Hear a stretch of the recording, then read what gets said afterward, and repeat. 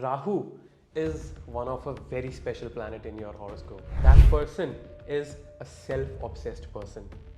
वो इंसान जब भी कहीं जाने के लिए तैयार होगा वो 2-3 आउटफिट्स में से सिलेक्ट करेगा. अगर आप इस व्यक्ति को उनकी गलती बताने की कोशिश करेंगे या उनको करेक्ट करने की कोशिश करेंगे तो वो लोग आपके ओपिनियन से डिनाई कर जाएंगे. वो बहुत शरीफ होते हैं, लेकिन जैसे जैसे इनकी एज बढ़ती जाती है इनके लाइफ में कुछ ऐसे इंसिडेंट्स, कुछ इवेंट्स होते हैं जो कि इनको बहुत शार्प और बहुत एक्टिव बना देता है. ऐसे लोग अपनी प्रॉब्लम्स को सॉल्व करने के लिए माया, मनी का सहारा ढूंढते हैं. They think everything can be solved with money. It can give you excellent communication skills and can make you a very good sales person, can give you a lot of money. तब आपको ये obsession देते हैं अपने घर के साथ. लोगों में देखा जाता है कि वो अपने बेडरूम से या अपनी एक स्पेसिफिक टीवी से या चेयर से बहुत ज़्यादा ऑब्सेस्ड होते हैं. वो हमेशा वहीं पर बैठते हैं और वो अपने घर में सबको बोलते हैं कि ये मेरी चेयर है, यहाँ पर मैं बैठूंगा, यहाँ पर और कोई नहीं बैठेगा. तो लोग बहुत अच्छे, बहुत बड़े घरों में रहते हैं. दे एक्सपीरियंस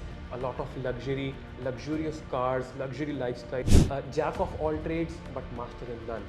लेकिन अगर यहाँ पे आपका जुपिटर और सूर्य बहुत अच्छा प्लेस्ड है, then you can also be the master of all. बहुत बड़ी मिसकॉन्सेप्शन है फिफ्थ हाउस राहु के लिए कि इनके बच्चे नहीं होते. That is a very wrong.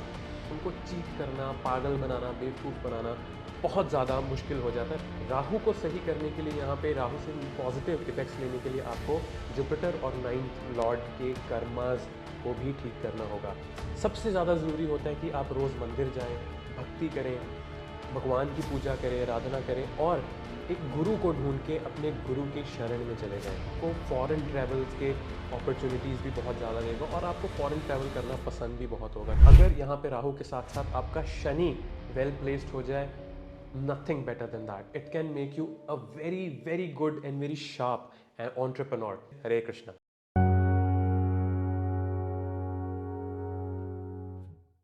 Hare Krishna.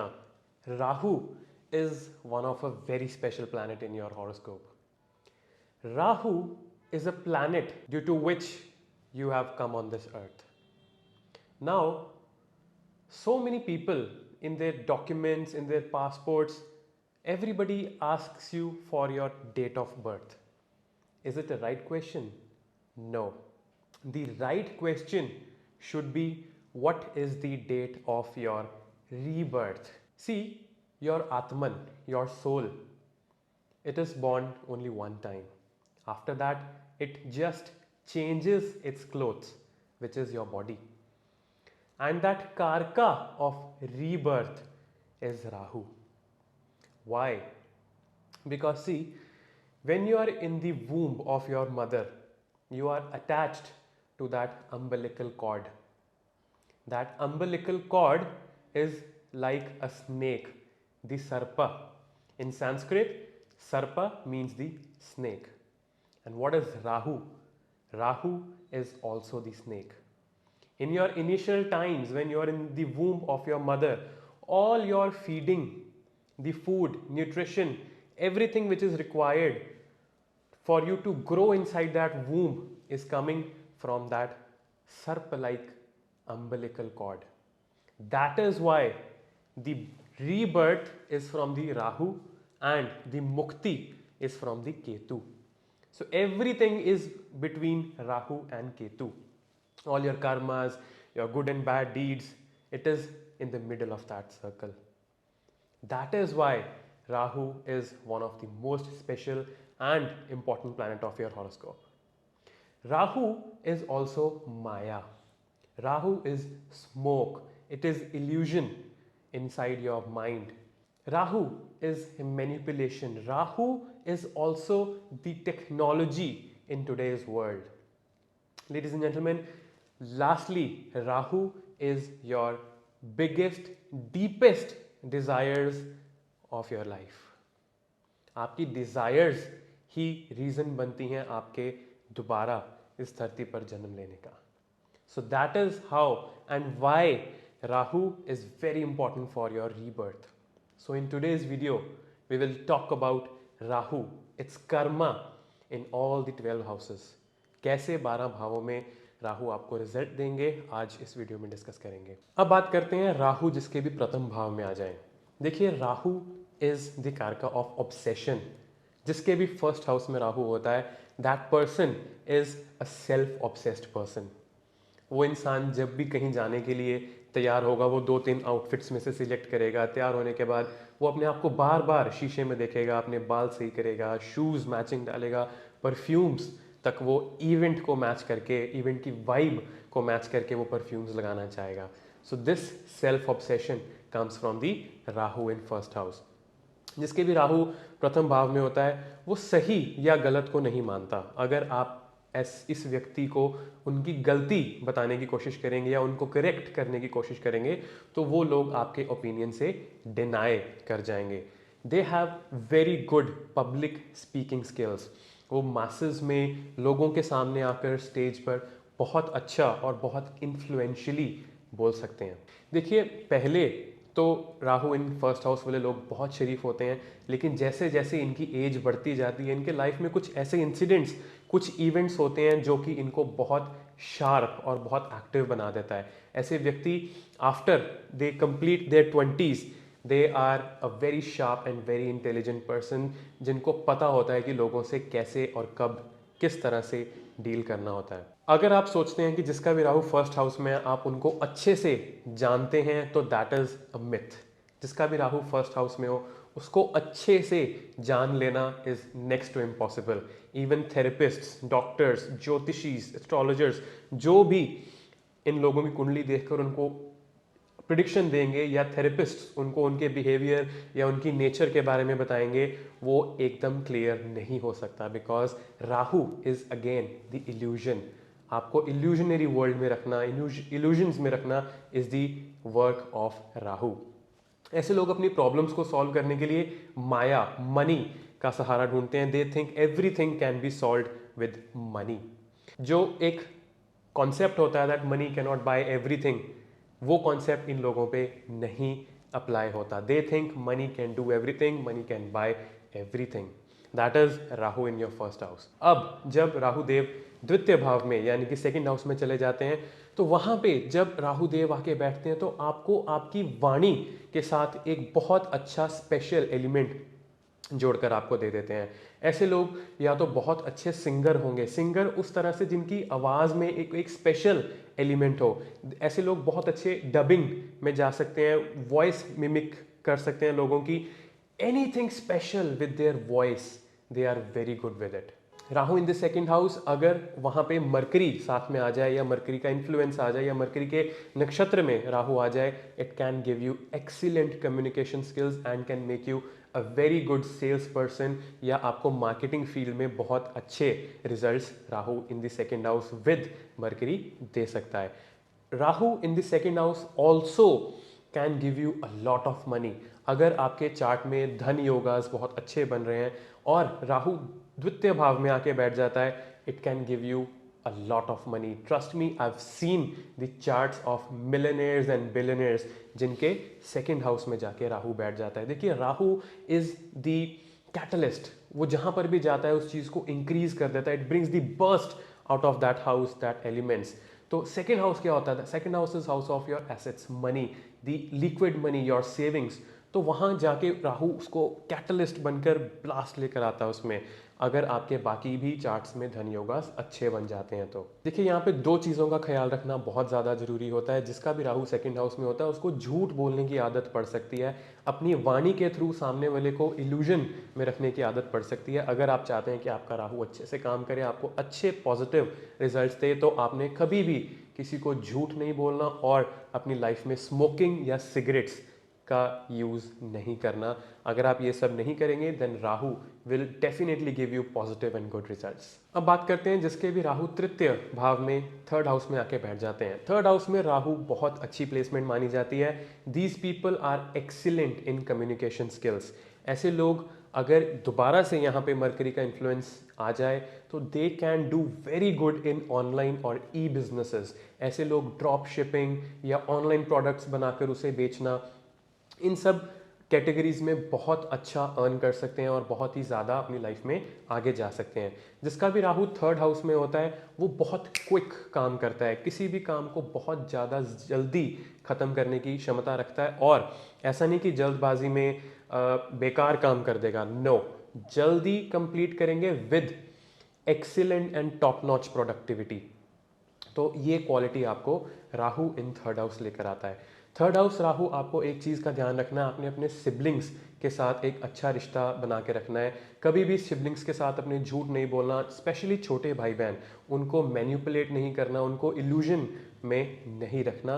तो आपको राहु यहाँ पे बहुत अच्छे और पॉजिटिव रिजल्ट दे सकता है। अगर यहाँ पे राहु के साथ मरकरी की युति आ जाए तो ऐसे लोगों में मल्टीपल लैंग्वेजेस बोलने का स्किल होता है, दे नो मल्टीपल लैंग्वेजेस।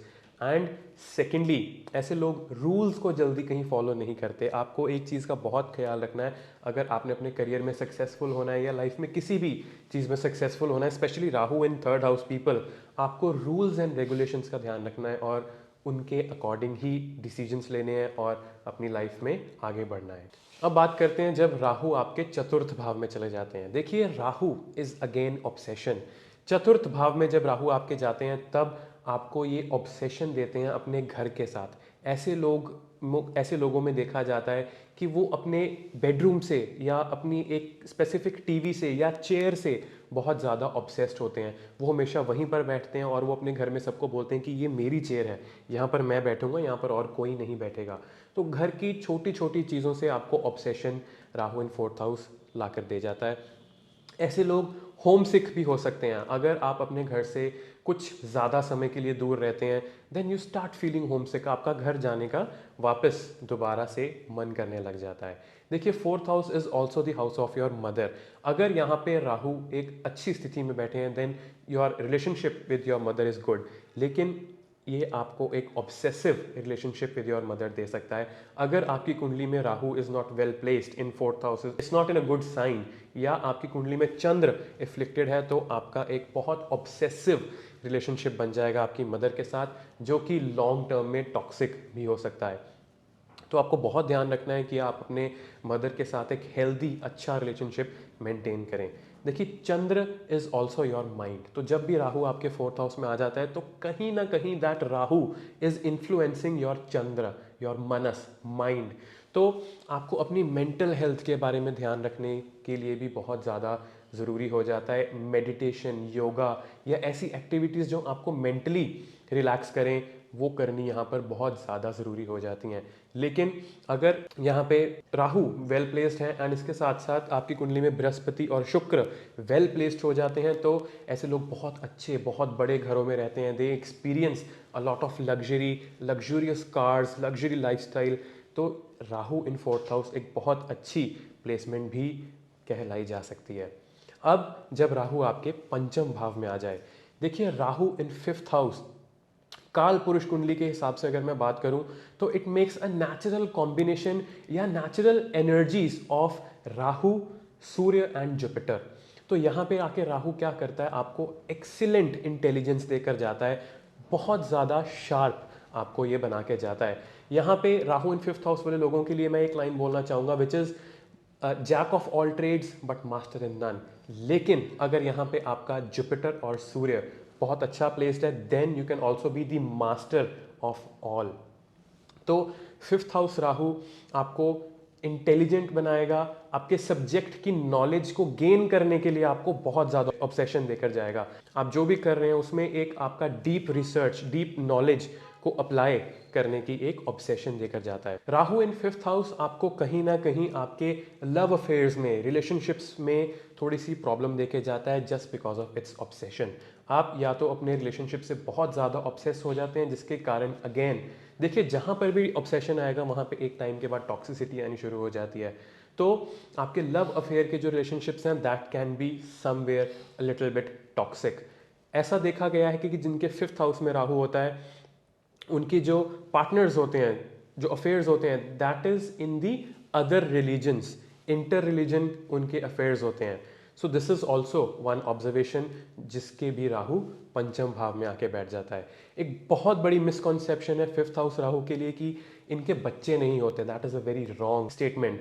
इनके बच्चे बिल्कुल हो सकते हैं अगर आपकी कुंडली में fifth house Lord well placed है या जुपिटर वेल प्लेस्ड है, तो आपको प्रोजेनी में या चाइल्ड बर्थ में प्रॉब्लम नहीं आएगी। सेकेंडली, जब आप अपनी शादी करवाते हैं तो सामने वाले के चार्ट में देखना बहुत ज़रूरी होता है कि क्या उनकी प्रोजेनी में कोई प्रॉब्लम तो नहीं है। अगर उनकी प्रोजेनी भी बिल्कुल ठीक है एंड आपके फिफ्थ हाउस में राहु है, then you can definitely have a good progeny, healthy progeny.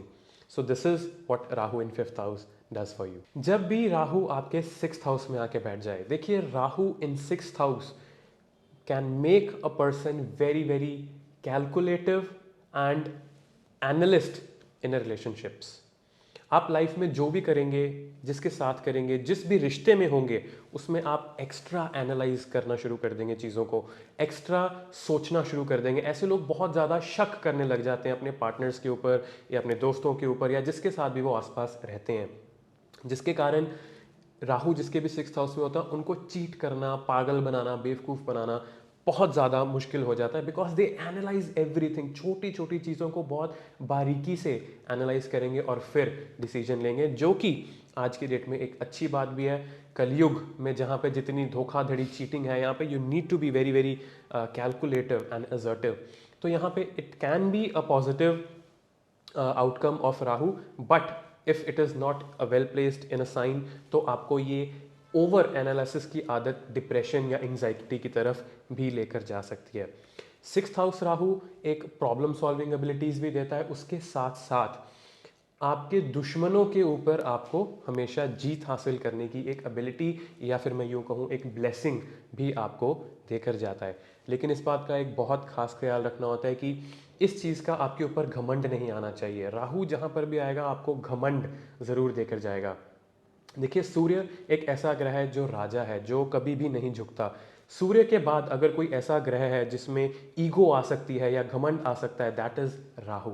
तो राहु आपको यहाँ पे घमंड दे सकता है। जिस दिन आपने घमंड करना शुरू कर दिया या आप घमंड में आ गए, तो आपके प्रॉब्लम्स बढ़ने लग जाएंगी, दुश्मनों से आपके जीतना मुश्किल होता जाएगा।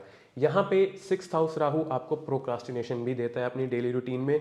इसकी एक बहुत सरल सी रेमेडी है, आपको बस रात को सोने से पहले अपने नेक्स्ट डे की जर्नलिंग करनी है, लिखना है, टू डू लिस्ट बनानी है और नेक्स्ट डे उसको फॉलो करना है। यहाँ पे थोड़ी सी मरकरी की एनर्जी इंट्रोड्यूस करनी है अपने जर्नलिंग में, ताकि आपको अपनी रूटीन कंप्लीट करने में एक हेल्प मिल सके। जिसका भी राहु सप्तम भाव में आ जाए, वो ऐसे इंसान को बहुत ज़्यादा एक कन्फ्यूजन या कन्फ्यूज्ड स्टेट में रख सकता है। ऐसा इंसान, ऐसा व्यक्ति दो चीज़ों में कंफ्यूज रहेगा कि क्या उसको अपनी लाइफ मटेरियलिज्म में जीनी चाहिए या मटेरियलिज्म को छोड़ के स्पिरिचुअलिटी की तरफ ज़्यादा जाना चाहिए।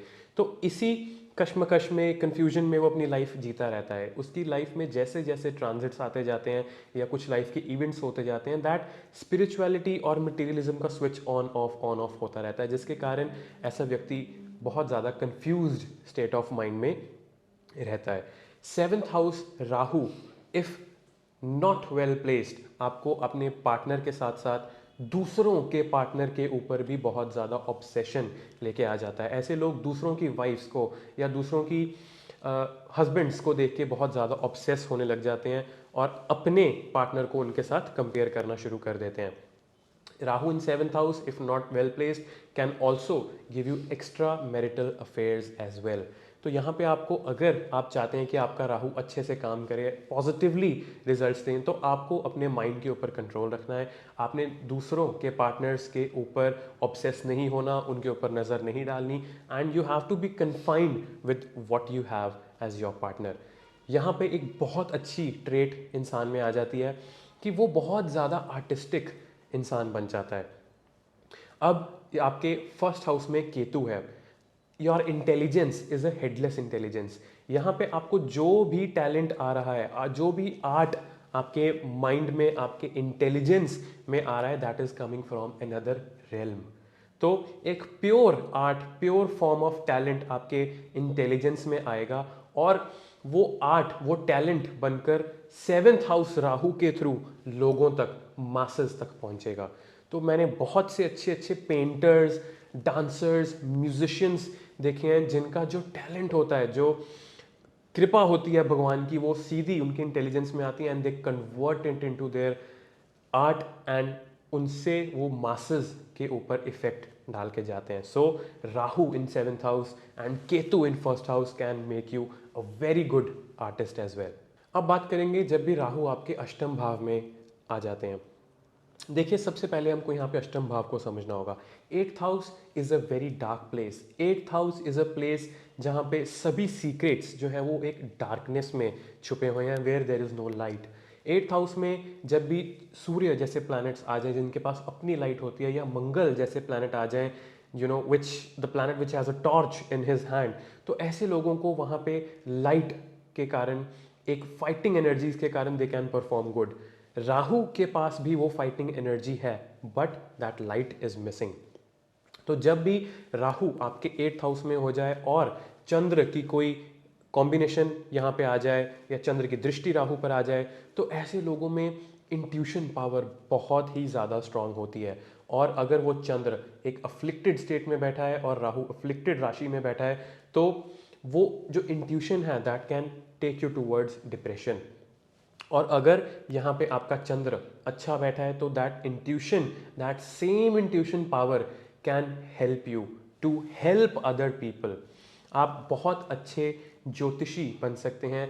रेकी हीलिंग या कोई भी ऑकल्ट, टैरोट कार्ड्स एक्सेट्रा, ये सारे में आप बहुत अच्छा परफॉर्म कर सकते हैं. So Rahu along with Chandra here can give you excellent intuition power and make sure उस इंट्यूशन का आप एक अच्छी जगह यूज़ करें, उस इंट्यूशन पावर को चैनलाइज करें एक बहुत ही ज़्यादा फैंटास्टिक ऑकल्ट मास्टर में.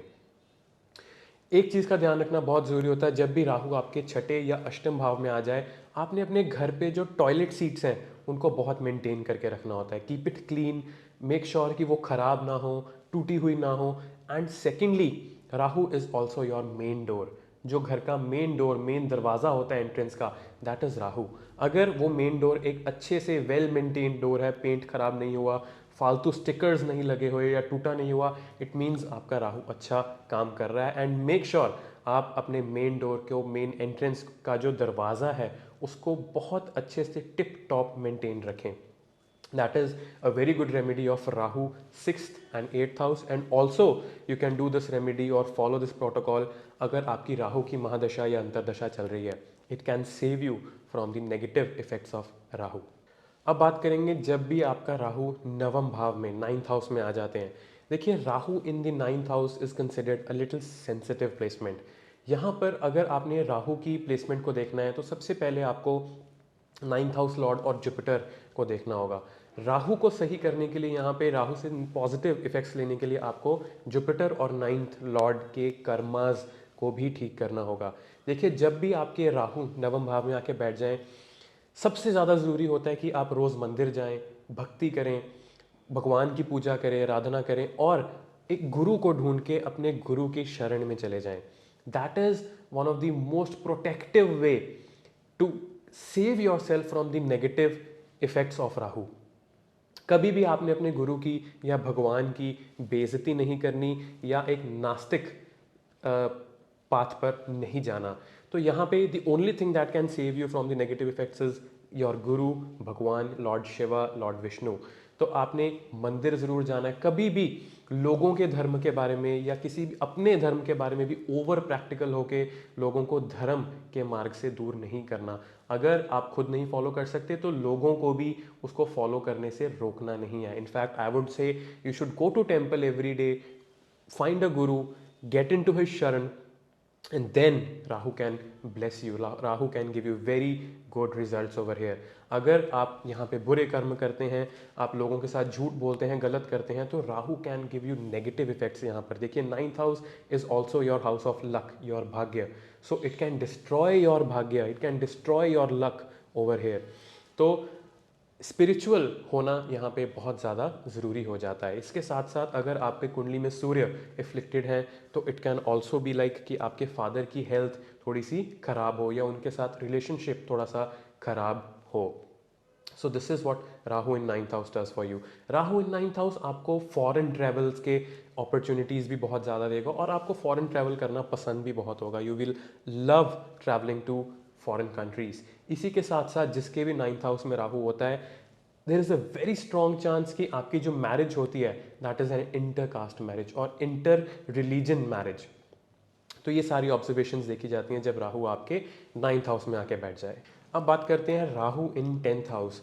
देखिए, Rahu in tenth house is a very special placement. अगर यहाँ पे राहु के साथ साथ आपका शनि वेल प्लेस्ड हो जाए, nothing better than that. It can make you a very very good and very sharp entrepreneur. ऐसे लोग वो प्रोडक्ट्स, वो सर्विसेज डिज़ाइन करते हैं जिसकी वो आगे जाके अपने स्किल्स, अपने कम्युनिकेशन स्किल्स के साथ साथ मार्केटिंग स्किल्स के साथ साथ लोगों में नीड जनरेट कर देते हैं. You know the word FOMO, the fear of missing out. तो ऐसे लोग अपने प्रोडक्ट्स की, अपने सर्विसेज की एक ऐसी नीड क्रिएट कर देते हैं मासेस में जिनसे लोगों को उनका प्रोडक्ट लेना पड़ता है. They can be a very good entrepreneurs. If not entrepreneurs, they can be very good salesperson and very good marketing persons.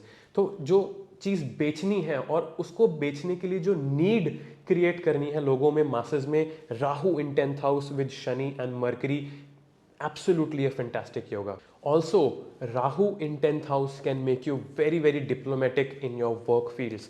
ऐसे लोगों को ऑलरेडी पता होगा कि कब, किस टाइम पे, किस इंसान से कैसे बात करनी है. अगर उनसे कोई गलती हो जाए या कोई प्रॉब्लम में क्रिएट हो जाए तो उस प्रॉब्लम को भुगतने से पहले ही ऐसे लोग उस चीज़ को सॉल्व कर देते हैं. Office politics, it's like a piece of cake for them. तो ऐसे लोग बहुत अच्छे और बहुत शार्प तरीके से अपने करियर में एक्सेल करते हैं, बहुत अच्छे रिजल्ट्स देते हैं if Rahu is well placed and Shani is also well placed. यहाँ पे अगर चंद्र की प्लेसमेंट थोड़ी सी खराब हो जाए तो आपके माइंड के कारण, एक अनस्टेबल माइंड के कारण, you can have some problems in your career.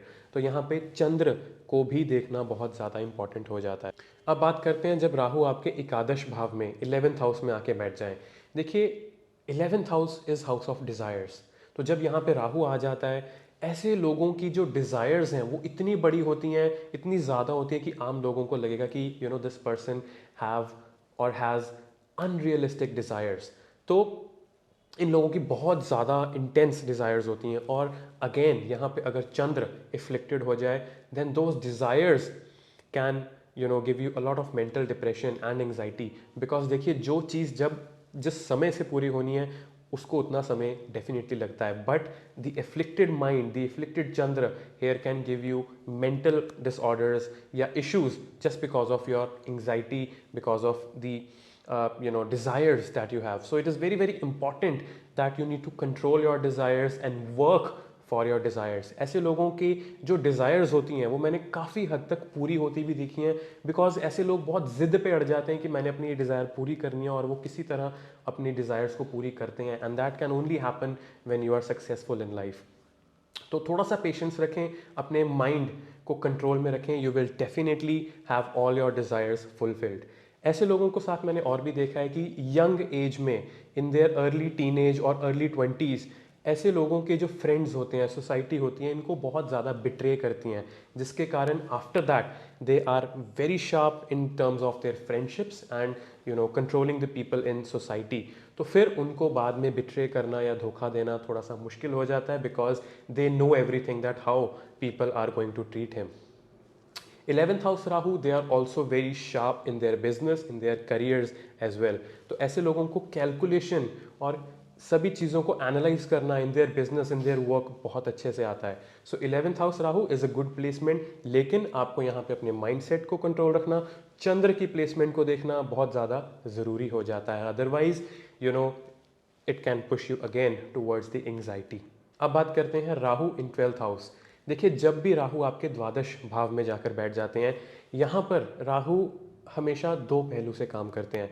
या तो अगर पॉजिटिव हैं तो ऐसा इंसान बहुत स्पिरिचुअल होगा, उसको शिव जी की भक्ति करना, कृष्ण और राधा जी की पूजा करना, भक्ति करना, मंत्र जपना, हरे कृष्ण महामंत्र का जप करना बहुत अच्छा लगता है। ऐसे लोग बहुत ज़्यादा हेल्पफुल हो जाते हैं दूसरे लोगों के लिए। ऐसे लोगों के पास अगर खुद बहुत थोड़ी चीज़ होती है तो वो उन थोड़ी ही चीज़ों में सामने वाले की कैसी हेल्प की जा सकती है उन चीज़ों को बारे में सोचने लग जाता है। ऐसे लोग मासेस में वो करके जाते हैं कि उनके मरने के बाद या उनके जाने के बाद भी लोग उन्हें बहुत अच्छे से याद करते हैं। ऐसे बड़े बड़े काम करके जाते हैं जिनका भी राहु 12th हाउस में हो और पॉजिटिवली काम कर रहा हो। यही बात करते हैं अगर वो राहु जब नेगेटिव हो जाए।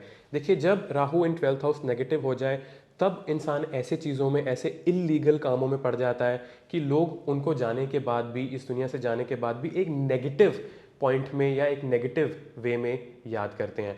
ऐसे लोग ज़्यादातर जो है ड्रग डीलिंग में पड़ जाते हैं या वो इलीगल सब्सटेंसेस की शिपिंग में या शिपमेंट में पड़ जाते हैं जिसमें उनको इंटर स्टेट या कभी कभी इंटर कंट्री भी इन सब डीलिंग्स में पड़ना पड़ सकता है, जिसके कारण एक नेगेटिव इन्फ्लुएंस आपकी सोसाइटी पे, आपके फैमिली पे पड़ने लग जाता है।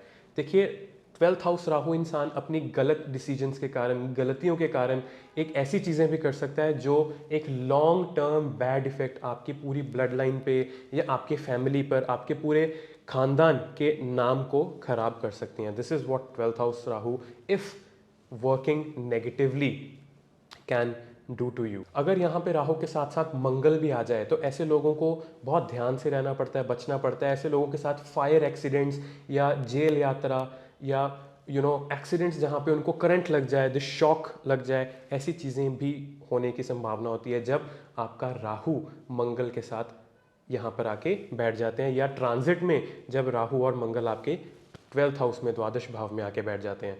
सो this is what you have to do. अगर आपका राहु 12th हाउस में, मेक श्योर आप भक्ति मार्ग पर चलें, उसको एक पॉजिटिव आउटकम में बना के चलें। फॉलो दी हरे कृष्णा महामंत्र, do the Shiv japa and lead your life in a successful way जहाँ पे आप पॉजिटिवली इम्पैक्ट लेके आ सके अपनी सोसाइटी पे। सो आई होप आपको मेरी वीडियो अच्छी लगी हो। अगर मेरी वीडियो पसंद आई, मैं और ऐसी वीडियोस बनाता जाऊंगा। मेरी वीडियोस को शेयर करें, लाइक करें, मेरे यूट्यूब चैनल को सब्सक्राइब करें। I will come up with another video. Till then, Hare Krishna.